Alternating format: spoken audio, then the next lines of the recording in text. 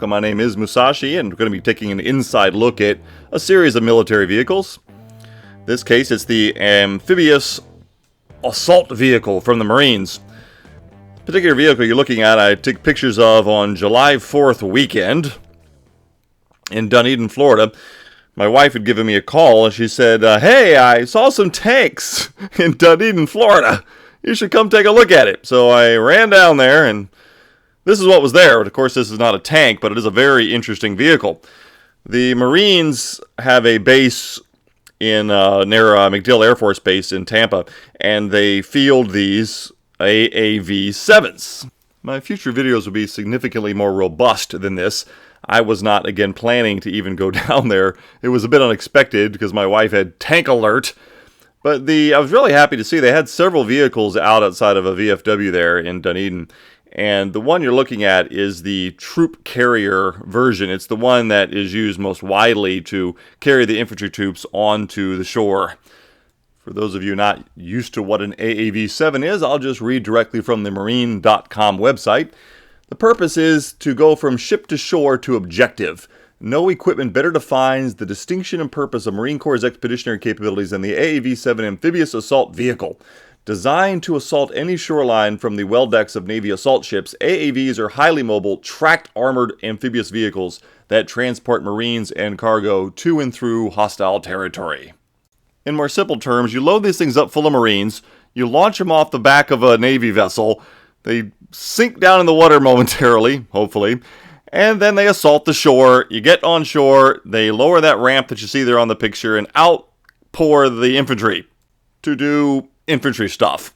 I don't precisely know what infantry stuff entails.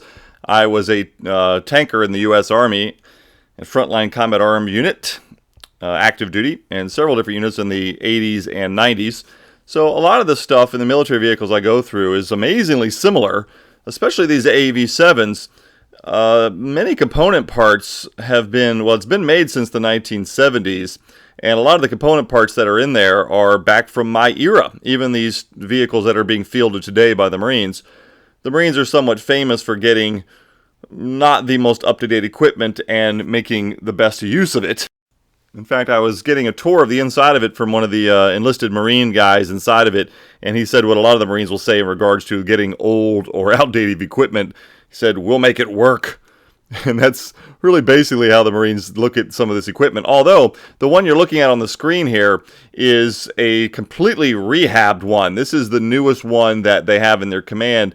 It's very snazzy, nicely painted. These things are rebuilt from the ground up, just like tanks are when they're sort of repurposed. When they go back through an overhaul, they look very much like brand new vehicles, even though the hull or the body of this particular AAV-7, I'm told, dates back to the 1970s. But when you fix them up and you send them back to get refurbished, they look like brand new vehicles. So where you see these two guys standing there, that entire back deck hydraulically can go down. There's also a door in the center of it. That's typically they use that door a lot more often than they have that ramp completely lowered. But, of course, for a situation here where it's really just for show at a VFW, the ramp is down for just really easy access in and out so people can see inside and get a lot of light inside the vehicle. Because this was an impromptu visit on my part, I didn't get any clearance from anybody. They did agree to let me take some still pictures, but I didn't get anybody's names. I didn't do any interviews, so I apologize. In the future, my military videos will be a lot more robust and include detailed information from the actual service members themselves when possible. As it is, you'll just have to get my accounting of what I ran into. You can see from the scale here that this thing can fit a lot of Marines in the back of it. It's rated to have 3 crew members as well as 21 passengers. So that's 24 guys jammed into this thing. But you can see again in the picture, it's while it would be tight with all of your battle gear, it's definitely manageable to get that many guys in there. What fascinates me about these amphibious vehicles is this Marine version. When it comes off the ship, it literally submerges briefly, and then the hydrojet system that propels it in the water kicks in. And when it's running around in the water, the very top, it's buried into the water all the way except the very top of it. If you ever watch any action shots of this thing deploying off of the Navy ships, it's just amazing. And certainly it has buoyancy, and it's built to be in the water. But it's not unheard of to hear that these things don't pop back up to the top. I mean, they basically submerge like a little bit of a submarine action, and then they come back up slightly to the surface, and off they go.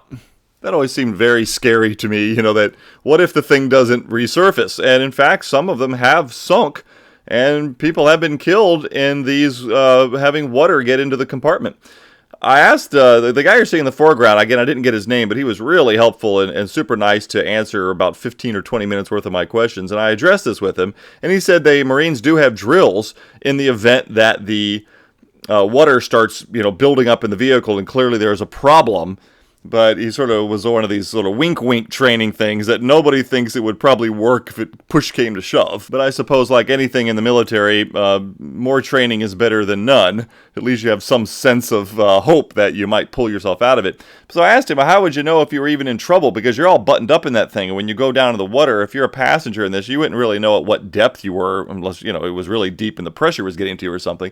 And he says that the water actually will come up through the floorboards there, and when it hits the bottom of your boots, it's no big concern.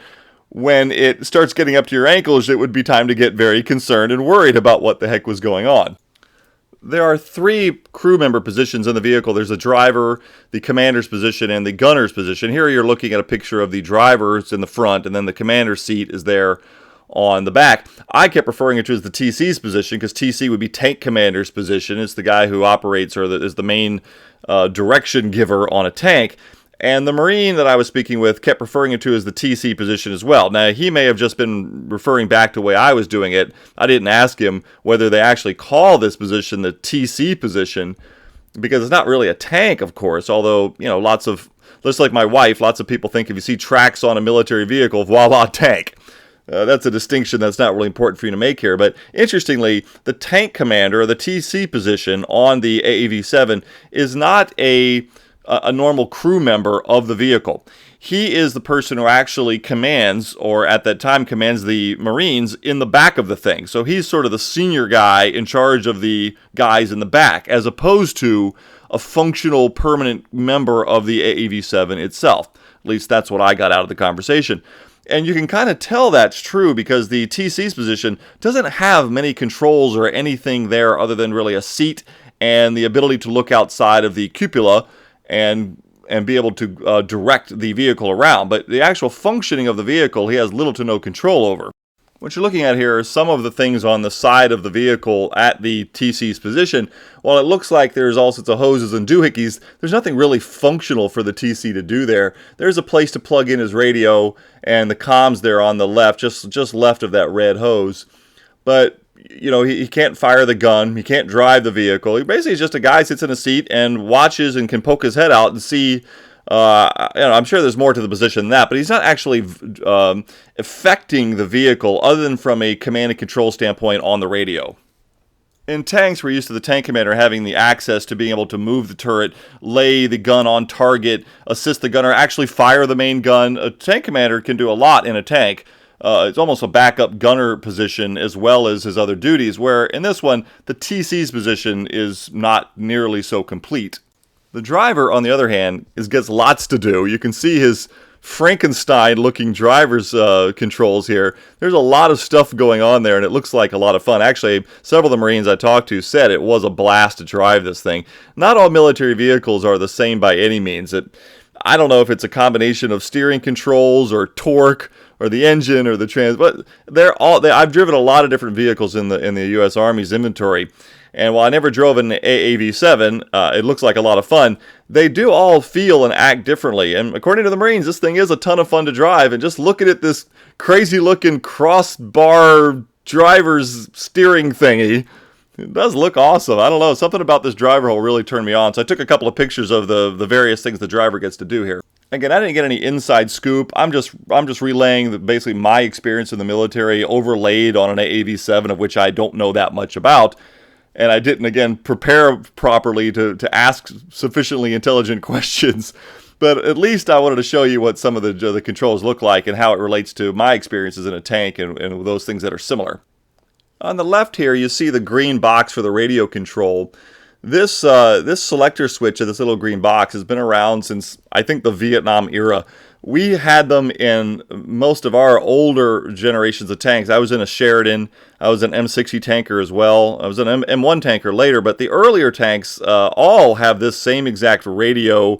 They look just like this. I mean, they're obviously supplying it to the Marines and the Army because they're green with this little white writing. They look identical.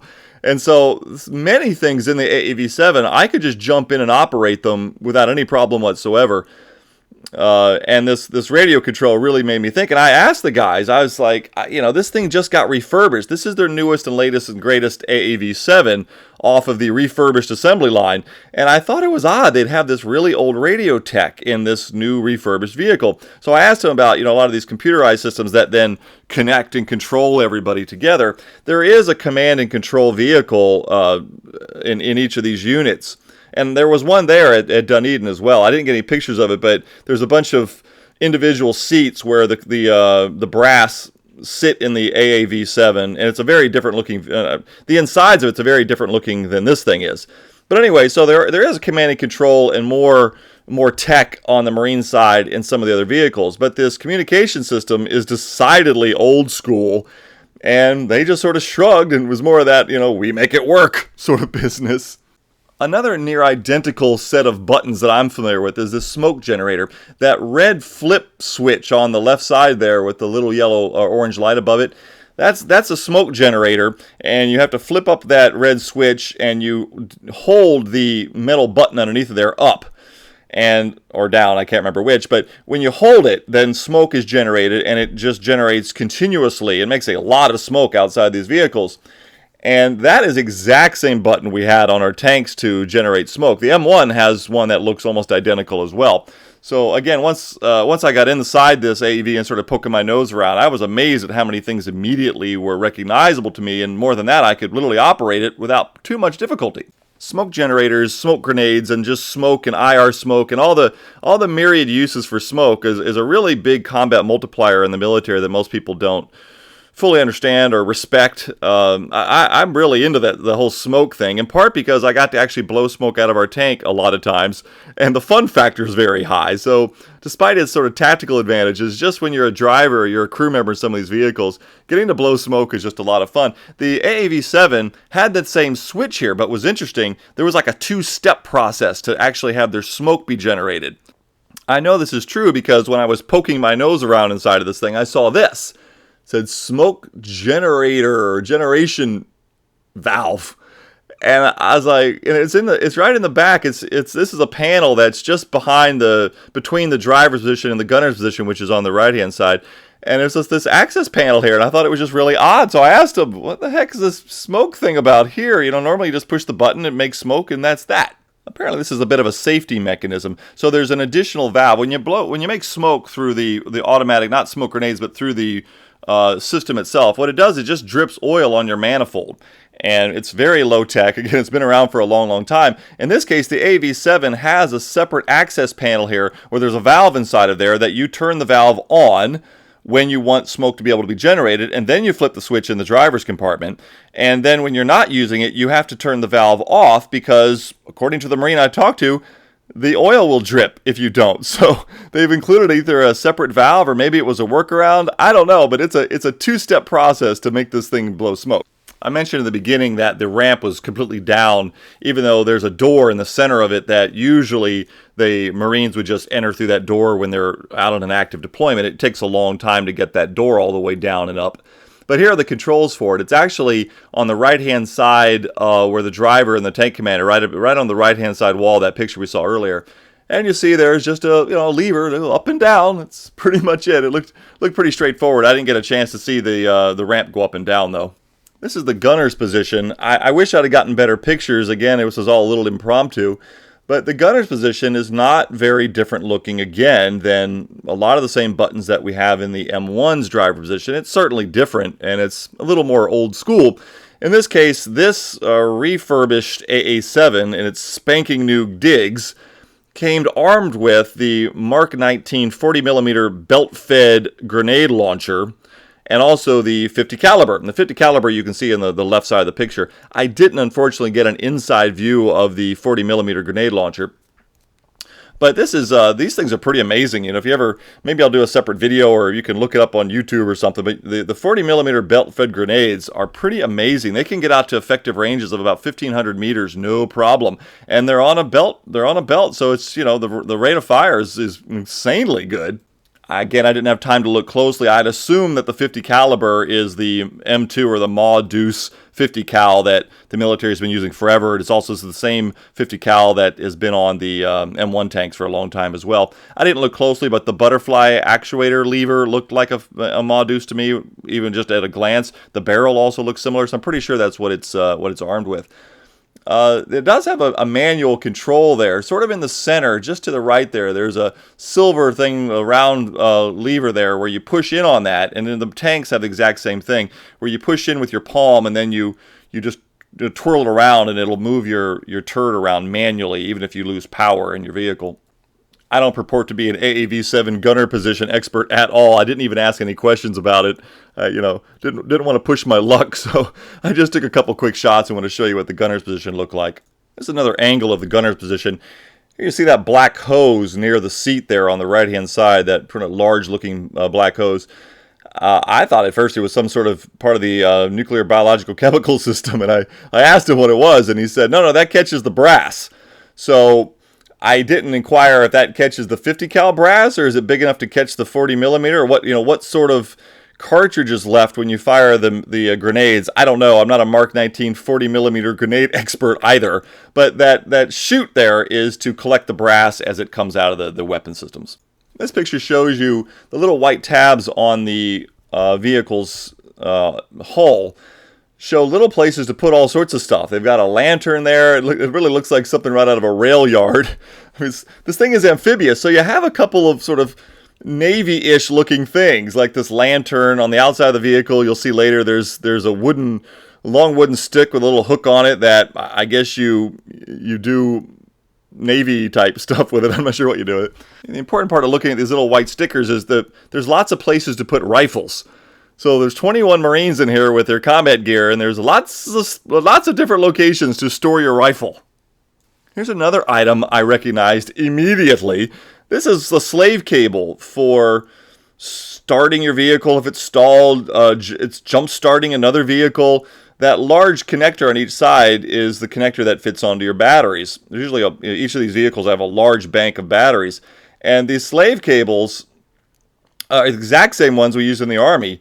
Again, I don't remember exactly which tanks I was on that had them, but I mean, this thing, I was like, bingo, knew what that was in a heartbeat. So that's to jumpstart your car, basically. Here's a shot of the outside of one of the sides, and here you can see that long wooden pole with the little hook on the end. It looks like one of those things when you're docking that you push. I don't know, those multi-purpose Navy-type tools. I don't know, Marines always get sensitive. You mention the word Navy in the same word with anything Marine sometimes. But I just thought, because I've never been around any amphibious vehicles, that seeing some of these sort of nautical devices were just super interesting to me, and really reminded me that these are not tanks. These are amphibious assault vehicles that go in the water, and they act like a boat, then they get on land, and then they deploy their Marines, and that's what they do. It's sure way different than what my experience had been in a tank in the Army. Consequently, I found them fascinating, and I wish I'd have asked more questions when I was there. It just didn't occur to me. I promise to be much better prepared next time. Here you're looking at the same side of the AAV, and that's the muffler, that's the exhaust, the end of the exhaust, and that is where the smoke comes out. When you see videos of this, other videos on YouTube, and they're blowing smoke out of these, that's exactly where the smoke comes out, that cylinder there, that's part of the exhaust system.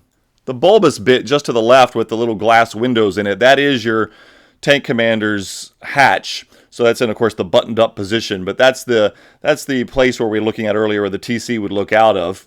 You could just barely see the driver's little bump there in the very far left of the picture, just below the TC's position. It is a little bit lower than the TC. On the same side of the vehicle, there's this red handle that lets you put out a fire. I didn't ask. I assume it's just, hey, the thing is on fire, and someone on the outside can actuate the, I would guess it's a halon fire system, just like the tanks have, so that it would quickly extinguish a fire inside of there. Considering how many guys are packed in these things, I was sort of happy to see that they had an external way to put out fires in the case of some combat fire they might undergo with that many guys piled in there. I don't know if it has some sort of locking mechanism, what stops some wisecracker from just pulling on that thing, or even sabotage. I'm not really sure. I should have asked. What makes that go off, and is there an additional safety that has to be triggered before that handle will actually work? Here you see these smoke grenades, those black little tubes there. One of them, the little cap has gotten sort of squished a bit. There's also an axe there with a wooden handle axe. I like all these sort of wooden bits. You know, a lot of computer games that are modeling military vehicles and tanks now always like to model the realities of being a tank crew member on these things, down to the maintenance equipment that you use. And because I was on a tank myself, that's the stuff, that's the nitty-gritty that gets the job done. So I like when it's an active, not just some sort of museum piece, but an actively used piece of military equipment. You get to see the little details that really the Marines' lives somewhat revolve around, in doing maintenance on the vehicle, operating it during drills, this kind of thing. So the smoke grenade launchers have these covers and cases on them because, again, it's an amphibious vehicle, so a lot of it has to be fairly watertight, or at least water resistant. And that's what these covers do for you. Aha, here's the bit that made my wife think it was a tank. If you didn't see anything other than this picture, you might well suspect it was a tank. The suspension system looks exactly like many tanks are. A lot of vehicles have different sets and numbers of road wheels. The guide rollers are at the top, on the top of the track there. So there's lots of ways you can identify tanks based on their track layout. But, you know, to the average uninitiated military vehicle person, you see a picture like this and you'd have no idea what this thing was. But the track maintenance and the road wheels and the basic function of the suspension system here are something that I also immediately recognize. This is all very tank-like stuff, and I could break that track right now without one lesson from any Marine, and never having seen an AAV-7 before in my life, just because a lot of these component parts are the same ones across several of the services, Armies and Marines, and a lot of it's been around for a long time. It's effective, but it's not new, and so this track took me back to my Army days, and I could perform many crew-level maintenance chores on that vehicle. Speaking of performing chores on the vehicle, they also had the recovery vehicle version of the AAV there. This one is what we called recovery vehicles. I'm not sure what the Marines call this. I think one of them told me what the nomenclature was, but I forgot what it was. What's interesting to see in this picture is if you look at the far right, there's at the far right of the picture, just above the track, there are those little louvers, or little, like something in the side of the hull there. That's part of the hydrojet system. So that's a cover that when that comes off of there, it can also be, that's the hydrojet system then can be maneuvered left and right, and that steers the vehicle when it's in the water. So underneath of right above the track, underneath of there is just empty space, and that provides buoyancy for the AAV-7 when it's in the water to propel itself around. Up above and on top, you've got a large looking sort of a boom. Just below that, there are two green metal bars lying there horizontally. Those are basically tow cables. Those are rigid things that you would tow a vehicle with, because recovery vehicles are typically used to get vehicles that are stuck somewhere. They do a lot of other things. I didn't get an inside picture of this AAV, but I did see it. The ramp was down. They have a lot of welding equipment in there. There's very little room for humans. There's lots of equipment in there to do maintenance type things. This one also has not been refurbished anytime recently. You can see that the road wheels have a pretty good amount of rust on them. So this was one of the older vehicles they had in their inventory in terms of it not having been rehabbed. That's very true in the Army as well, of these recovery vehicles and the engineers' vehicles. They never get the love that the frontline combat arms unit vehicles get. They're certainly critical to the success of the mission. No one's ever trying to downplay their role. It's just when it comes time to divvy up the goodies, the recovery vehicles and the maintenance guys always seem to get short shift on road wheels and these kind of new fancy parts. This is the machine gun mounting on the command vehicle. I told you there was a command vehicle there as well. I didn't get hardly any pictures of it. This is just to show you that they don't all come equipped with that fancy turret you saw in the very beginning of this that carries the Mark 19 grenade launcher and the 50 cal. This is just a machine gun mount that sits in place of where that big turret normally would go. And here we are back where we began, and here you can see a good shot of the turret that's assigned to this is the one that we've been looking at the pictures of the inside. This is your main Marine carrying AAV-7 with its Mark 19 grenade launcher and the 50 cal, and you can see the gunner sight there. I personally thought this thing was cool as all get out. The vehicle in general is pretty darn interesting, but it's in this configuration, that's pretty well armed when you consider this thing is just meant to get the Marines from the ship onto the beach. You're not typically going to drive a long way in these things, but when it does get to the beach, if in a hostile environment, you've got a pretty good amount of firepower. You can see a close-up of it there.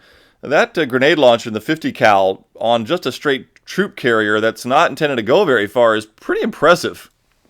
Well, that about wraps it up for this one on the AAV-7, one of the Marines' amphibious assault vehicles. My name again is Musashi, and I will start a inside military vehicle movie series, and I promise it'll be much more complete in the future, and just wanted to get one out to you quickly to show you something fun I'd run into on the July 4th weekend.